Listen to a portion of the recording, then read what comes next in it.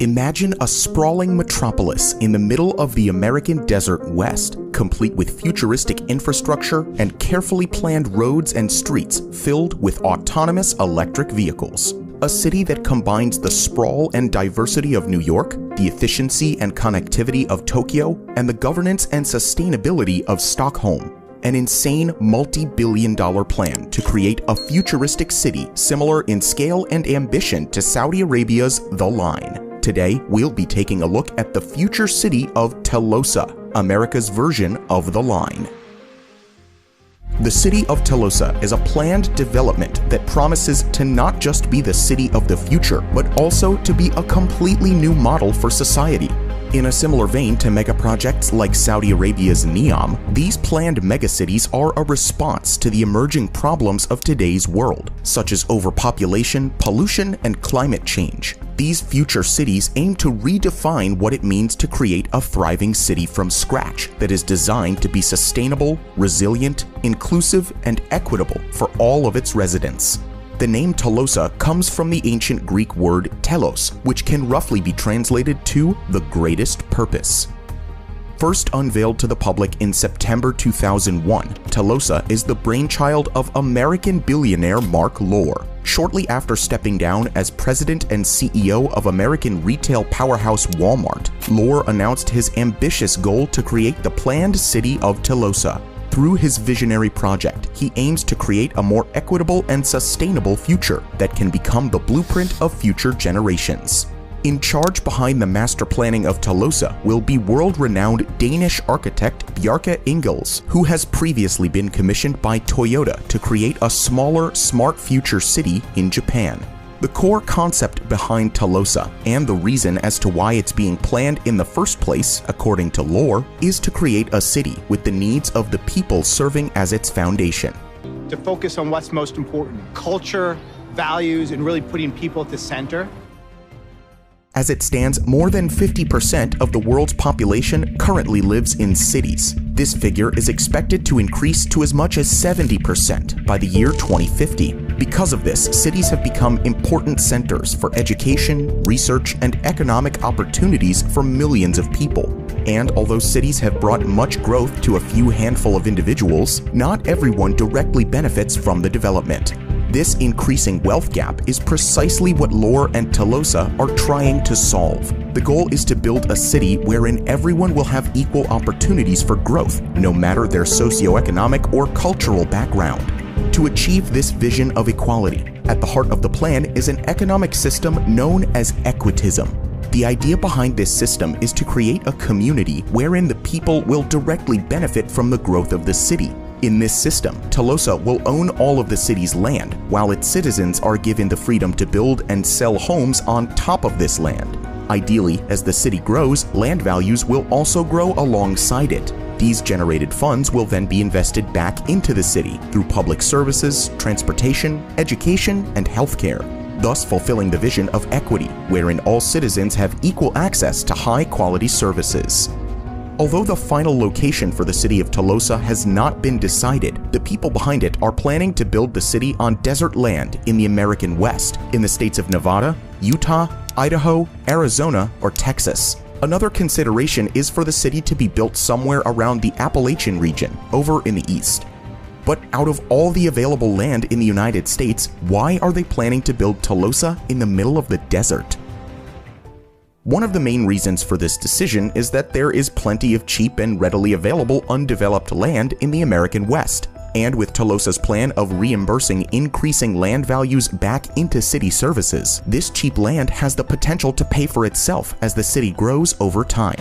Although the land for Telosa's eventual construction may come at a relatively cheap price, building a bustling metropolis in the middle of the desert isn't exactly the most ideal or even smartest undertaking. Saudi Arabia's recent construction on NEOM and The Line have clearly showcased these problems that Telosa might encounter as well as in the future. Initially planned to be partially completed by 2020 and expanded upon in 2025, NEOM's construction is already behind schedule. It turns out that building on undeveloped desert land first requires the construction of operating facilities to house construction equipment and personnel in the unforgiving climate. Some other problems that NEOM and the line are currently facing right now are high temperatures, water availability, and the energy impact of constructing an entire city from scratch in a harsh environment. Telosa is also planned to be fully powered through renewable sources of energy. Each building in the city will have photovoltaic cells installed on their roofs, while strategically placed wind turbines across the city's borders will provide additional capacity to power Telosa.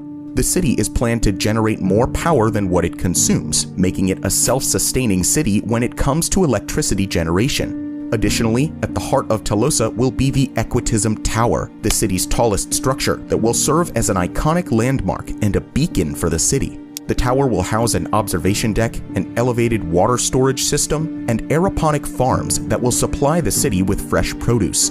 Another consideration of Telosa's layout is an urban design and transportation system that makes it possible for residents to always be within only a 15-minute commute of key locations and services such as offices, schools, parks, shops, and restaurants. Unlike the line, which will be completely pedestrian-centric with a focus on mass transit, Telosa will use a mix of carefully planned transit systems and autonomous electric vehicles.